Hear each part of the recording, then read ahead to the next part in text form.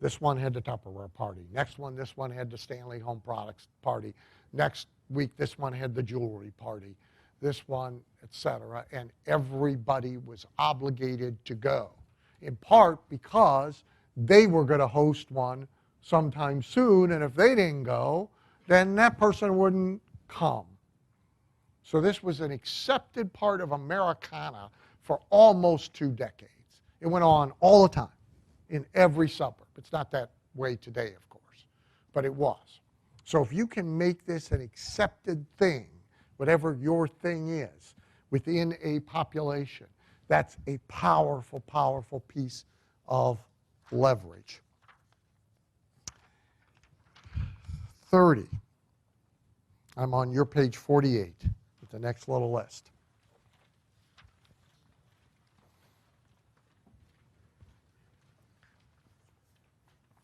Threshold resistance. Generally credited to a real estate developer, mall developer, died not too long ago. His name's Arnold Taubman. Sidney Barrows, it's in the book you and I co-authored. Sidney interviewed Arnold. There is an Arnold Taubman book titled Threshold Resistance. It's really for retailers, but it exists in everything. So threshold resistance is about how high is the threshold we are asking somebody to step over to move toward us, right?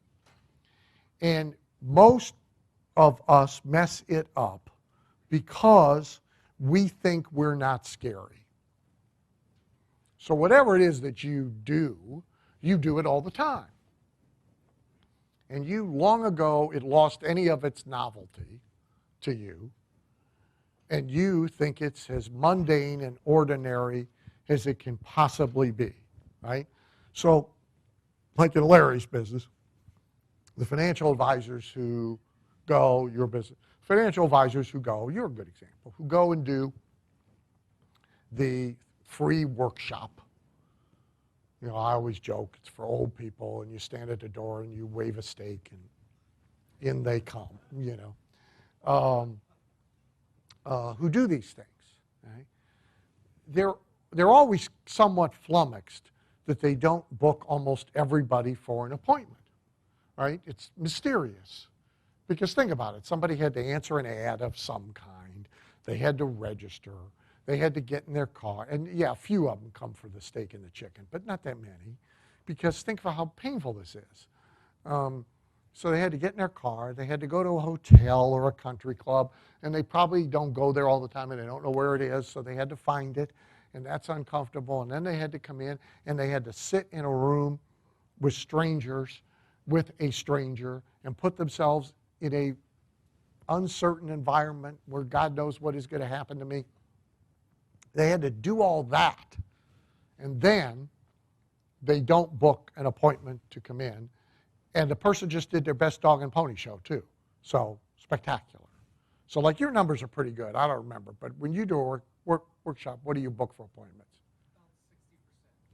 About 60%. Okay, about 60%. But now that means 4 out of every 10, right, who already stepped over all these other thresholds to be in the room. 4 out of every 10 don't book an appointment. Let's say one of them came for the steak. That's 3 out of every 10. How can this be? Well, mostly because we don't thoroughly understand how high that last threshold is. So, okay, now it's time for you and your wife to go home, get all your financial records and tax returns in a big box. I don't even know where that shit is, the guy says to himself. I don't know. Here's a list of shit you got to get. And you got to come in here, and you got to strip naked financially in front of me, and I'm going to do a financial proctology exam, and I'm going to find a bunch of embarrassing stuff that you have been screwing up for years. I'm going to embarrass you in front of your spouse because I'm going to have to talk about all the stuff I'm finding that you're a moron about. Right? The guy says, I don't think I want to do that. And we can't blame him right? So that's a real high threshold. And some people put them all the way at the beginning of a process. Big threshold, right? They leap them. A miracle there. See, they never got it. I said, you're asking somebody to go from a newspaper ad to coming in for 3 hours of exams. They got to bring a spouse with them. They're going to take 12 tests. They don't know exactly what these tests are. They don't know what, if you're going to stick something in them or what are you going to do. This is a big threshold for some percentage of people. You've all seen, most people have stopped using them. I still have clients who use them. The free recorded message, right? Here's a free recorded message you can call. No human will answer. You don't have to talk to a human. What are we really doing? We're lowering the threshold for somebody to respond. Because if we just give them a phone number, Harry says to himself, it's going to be answered by a human. The human is going to try and get me to do something I don't want to do. They're going to come right through the wire, out the other end of the phone and grab me. That's what's going to happen. I'm not calling. By the way, you've all done it. You've all almost responded to something and then backed yourself off because essentially the threshold you were being asked to get over was too high. So when that's the case, if we lower, if we manipulate the threshold resistance, we can raise the response. Now, sometimes people will say, where's this example? I don't want to do that because I'll trade down response. And you might. But most of the time, overall, it's a win. So here is, I'm going to show you a couple examples. We'll stay with the financial first. So this is a piece out of a great, the only thing we want to look at is right here. This is not in your manual, by the way. Should have put a blue star, forgot. There's a blue star right there. So this is a piece of a postcard. It's a financial advisor's postcard. Has a ticket on it. It's waving steak. Come to the dinner. So I'm just going to read this for you. P.S. Everyone attending this special meeting will get a copy of my new special report. By the way, this is copy doodled up wherever Capuzzi is, obviously. I see your example out there of which will get more attention, this without this red thing or with this red thing, with this red thing.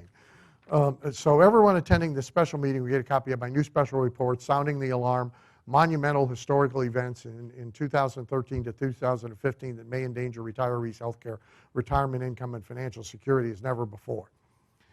If for some reason you can't join us for my meeting, at least let me send you this provocative report.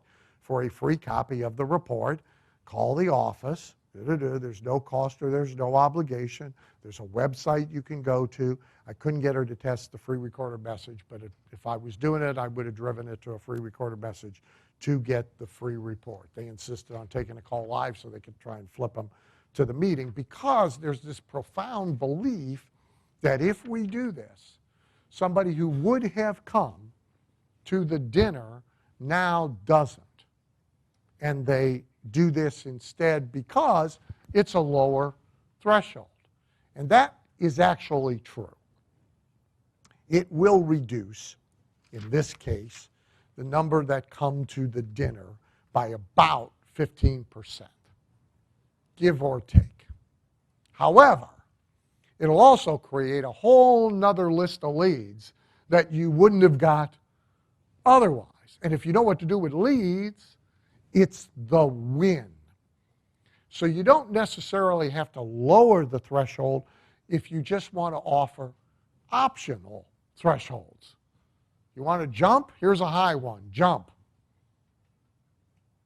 You don't want to jump? Here's a low one. Just step over it a little. So here's copy. This is copy in progress for Hawkins, who doesn't waive steak, but puts them in a room and cures their diabetes. So here's In city, one night only. Here's the thing, right? I blew up the copy so we could see it.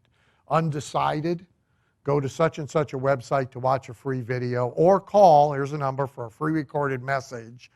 Okay. So will that trade down? Maybe. Then, of course, the landing page looks like this. Undecided about, so they know they got to the right place. So yeah, I came here because I was undecided. Here's the video to watch. The script starts with, hi, I'm Dr. Hawkins. Maybe you've seen me on Fox, CBS, ABC, or NBC. I call this my undecided message because you've been invited to come to a seminar and you haven't registered. Okay, so this system is about offering a low threshold to people because the come to the seminar threshold, again, is pretty high. I'm Ma and Pa Kettle. We don't go to seminars all the time. This is not real estate agents. This is Ma and Pa Kettle, old, fat, diabetic. They don't go to seminars all the time.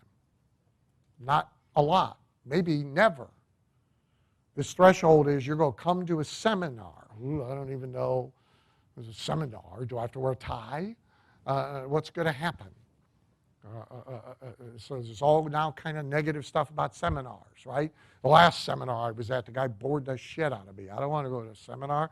The last seminar I was at, the last seminars I had to go to was in my job. I hated my job. I don't want to go to seminars. So now we got to go someplace. Oh shit, we got to go someplace.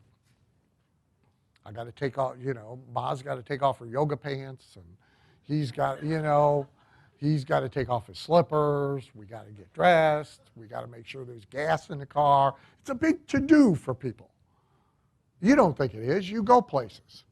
There's a lot of people who don't go anywhere, like ever, right? The older they get, the less they go anywhere, right? And, oh, it's 6 o'clock. We're going to miss Jeopardy, right?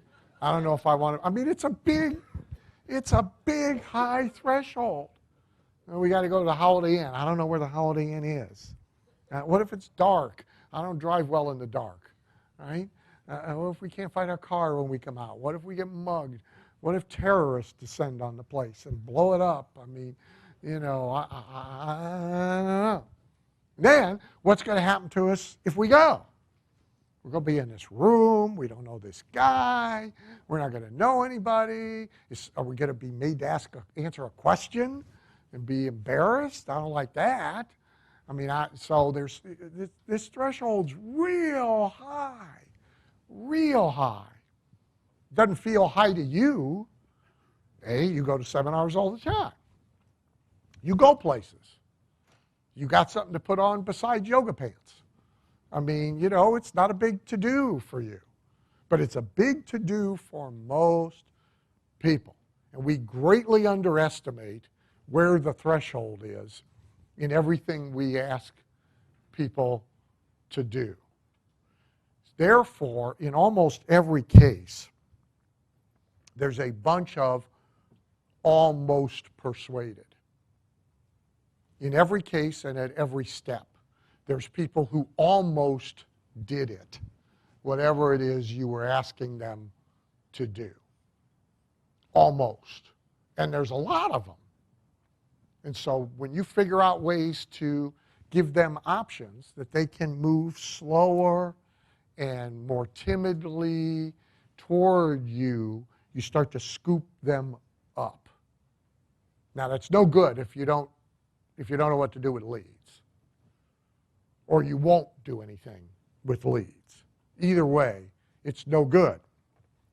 So if you're a car dealer and you absolutely will not do anything with leads, then none of this is any good. Then everybody's in the eat what we can kill business, and we're only going to kill what we can, and we got to do it today, and we can't. But if you understand what to do with leads, then this kind of lower the threshold, get some more people to step to you a little, give them another threshold and another threshold, this thing works. Arguably the flip of this, and yet they can work together, is aggressive intrusion. Aggressive and persistent intrusion. And so the forcing your way in, the showing up often, aggressively. See, all it requires is somebody's permission. That's all it requires. And then the whole dynamic changes. So if I have said to you, yeah, I want to hear more about hearing aids, you've now opened the door. I can show up a lot, and I can be fairly aggressive. But until I have said that, then all of that aggressiveness works against you. So the most aggressive intrusion there is, usually, is a knock on the door, right? That's the most aggressive thing that there is a knock on the door. Now, we don't have a lot of door-to-door salespeople anymore. They're out there, but they're certainly a dying breed. There was a day when America had armies of them. The dinner hour was consistently interrupted by some sales guy at the door. Daytime, when mom was home, there was an army of them out there. And often they were appointment setter guys. So the encyclopedia sales force was out there all day long knocking on doors.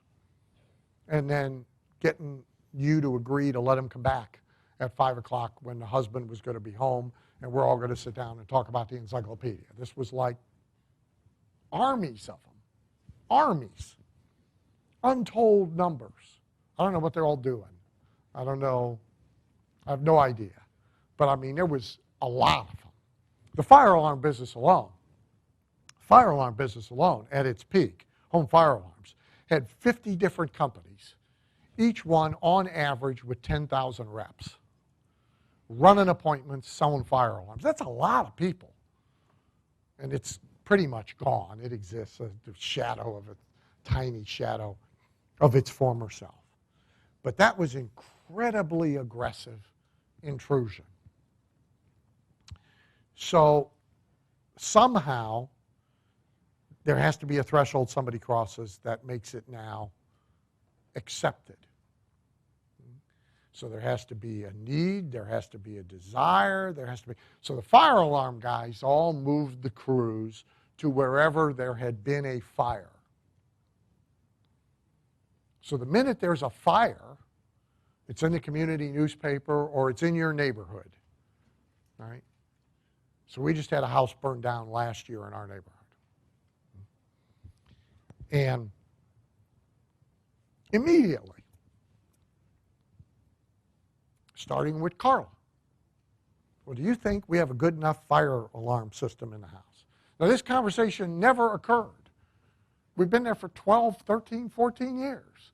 Never once has fire alarms come up. Never. Never. House burnt down. So if you were a fire alarm guy and you got to that neighborhood and you knocked on a door, your aggressiveness would be much differently received than if there had not been a fire. The Berg guys, some of you know this because I've told it before, but it's instructive. So the burglar alarm guys, which worked in crews, just like the fire guys. So the crews come into a community, they all go around during the day, dating back to when mom was home, and then they set appointments to come back at night. Once it got to the point mom wasn't home during the day, they all just descended at like 4 o'clock and they worked until 9 o'clock at night, banging on doors to get in and pitch you on fire alarms or burglar alarms. Now, you buy a $9 ring thing, which you've seen advertised on TV, and you don't need a burglar alarm. This is the dumbest product. Have you all seen this? This ring thing? Oh, yeah, it goes, so it's your doorbell. It replaces your doorbell, and when it rings, it comes to your smartphone. And so you can pretend that you're home. So you can say to the person on the other side, no, just leave the box on the step, right? I'm in the bathtub, you know, whatever. The thing says ring on it. It's got the logo on it. Okay? Apparently, burglars don't watch TV. Only homeowners watch TV, right? If I'm a burglar, I'm going to go through the neighborhood. I'm going to find a house that's got a ring unit on it. I'm not going to ring it. I'm going to bang on the door. Nobody comes to the door? we're going in, right? They just made this job so much easier, it isn't even funny, right? I suspect it's a company, it's a whole team of burglars who are selling these things. They certainly ought to be selling the leads, right? I mean, so in the bad old days, the bird guys, they target your neighborhood. For 2 weeks before they're coming in, they go in the dark of night, and all around everybody's houses in the bushes, they leave empty liquor bottles, condoms, and girly magazines. And that's what they do in a neighborhood for about 2 weeks. Then the sales guys come in from the burglar alarms. When they knock on a door, they are received very differently than if for 2 weeks there hadn't been girly magazines and liquor bottles and condoms in the bushes. And every burglar alarm company did it. Standard operating procedure. Now, I don't suggest the tactic, but I suggest the strategy. You want to think about some way that makes aggressiveness okay, that sets up a situation whereby you can do aggressive selling, aggressive follow-up on leads, and they really are okay with you being that aggressive. I will make the point, for the benefit of the annoying little Indian, wherever he is, there you are, as I said about the car dealer, that leads are no good if you don't have a system in place to persistently and completely follow up on leads. If you don't have one, that's what they do. Aggressive mouse trapping. So let's talk about mouse trapping, number 32. So Bob Stupak, if you don't know Bob, Google him. There is a book, and it's a good book. I forget, but if you Google Stupak, there's a biography of him. So Stupak, if you don't know, Bob built Vegas World, the last hotel, it's now the Stratosphere in Las Vegas. So if you've been to Las Vegas recently, there's a thing right at the end of the strip, right before you go into the bad part of town, that's called the Stratosphere. It began as a one-floor slot machine parlor called Vegas World. And so this is a Bob Stupak quote. He says, when we put 50 slot machines in, I always consider that there are 50 more mouse traps. And it is our duty to extract as much money as we can from our customers. So let me tell you how mousetrappy this is. And Dustin, I promise to give this back to you. You can have it in about when we break. Okay? I've copied the pages that I wanted. So this is 441 pages. I think it's 11-point type. It's called Addiction by Design, Machine Gambling in Las Vegas. 440 pages of how the machines are engineered to be addictive. Right? This is how much depth. I have a book. I loaned it to the guys at Northfield when Hard Rock came in, and I haven't got it back. It's twice this thick, hardbound, and this big, just on casino floor layout. What's the name of that book? Casino floor management, maybe. But my point is the depth. The depth of this one thing about extracting money. I mean, you know a lot about both slot machine design and addiction, which is why it's worth reading, by the way, because we all want to create some kind of addiction. The depth that they go to, the micro detail of things that make a difference. Where the color is, where the light falls on the machine. Should it be tilted this way? Should it be tilted that way? That's all the floor layout stuff. This is all what they've done to keep you playing for one more quarter, one more nickel. They've completely confused, by the way, the money. because the penny machine is now a $3 bet. I mean, they've completely, people think they're playing a penny machine. I'm going, you're not playing a penny machine. You're paying $3 every time you spin the deal. You're playing a $3 machine. No, I'm playing a penny machine. You know. So again, we'll go over, I'll say, I'm gonna go play in the high rollers room. Why don't you come in and play a machine with me? Carl will go, I would never play a $5 machine. I'm going to go play the penny machines. I'm going, you're playing a $5 machine, right? It just says penny on it. I mean, who's kidding who? But they are kidding them, right? So the depth that these people go to in knowledge, in sophistication of how to move people from point A to point B, take their money, have them like it, hardly any of us go that deep in what it is that we do, right? I mean, we just aren't that good of a student about the 2 or 3 things that are really significant and important in our businesses. So like I used to, speakers all the time, they, somebody said, I want to do a newsletter like yours. Well, how many have you got? How many have you studied? How many do you subscribe to? How many? Those answers are all usually bad. Those answers are usually bad because people are really thin in what they do. There's something that's so critically important to your outcomes that you ought to dig so deep. I even do it in stuff that just interests me. It's like I said earlier. So Dave sent me this book. Do you remember the title of the book? Yeah, Psychic Mafia. It's not the best written book in the world, but it's a fascinating book. And even though the guy wasn't a pro at it, but so there's like a 5-page bibliography in the back of all these other books, and they're all ancient because this thing was ancient. So Vicki, get them all. Right? I want to go deeper. Get them all. Right?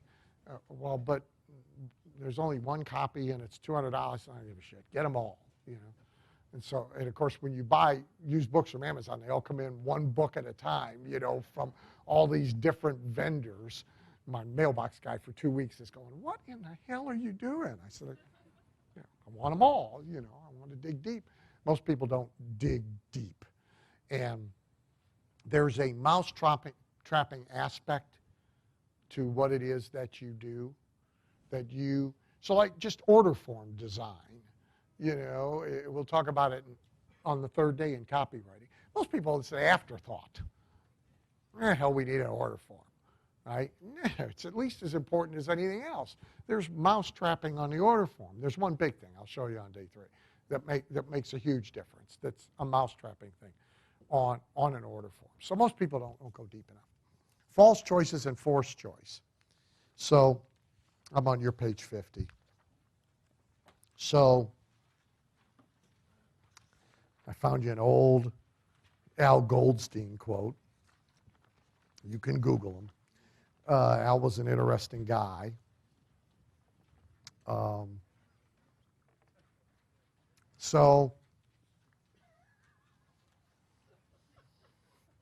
So I have a confession. None of you will repeat this outside of this room. So I have a formula that works with Carla perfectly. And she don't know it. So this is just between you and me. No. She lost interest in what I do quite some time ago. In the previous marriage, she lost interest in what I do. Right? The rest of the family never had any interest, so, it's something. But, so, no, she never, no. If you guys don't tell her, I'm safe. Okay? So, here's the formula. The question is, where would you like to go to dinner? That's the question. So let me give you all the correct answer to this question. It has 3 parts. So the first part, it's a magic phrase because it drops everybody's defenses. First part is, I don't care. You want to write this down. It's not in your manual because it works. I don't care. The second phrase is even more powerful. You decide. Big, big. Right. Now here's the third part. Either Hyde Park or Outback is okay with me. You pick. Now, she thinks she's picking. She's happy because she got to pick. But I only gave her two choices. This is like kindergarten forced choice. However, this works, by the way, in a lot of other settings with a lot of people. All right? See, it's not the reality ever. It's how somebody feels about the reality that they're in. Right? And so people often like to feel in control. Truth of the matter is they don't really even want to be in control. They just like to feel like they're in control. So here's another version of it. So when we go to Disney, because we're Disney Vacation Club members, you got to book everything 6 months ahead of time, and you know, it's a to-do. Carla manages all that. She manages it brilliantly. But every time we have the same conversation. Right? And understand, Carla's a person who likes to go different places and try different restaurants and all of that. I don't like any of that. I got like 3 places I like to go. I want to go to those 3 places. I don't get there enough. I don't need to experiment. Okay. But so the question is always now, I'm going to go book the restaurants because you got to book all this shit ahead of time. Okay? What restaurants do you want me to book? Now, if I answer that question,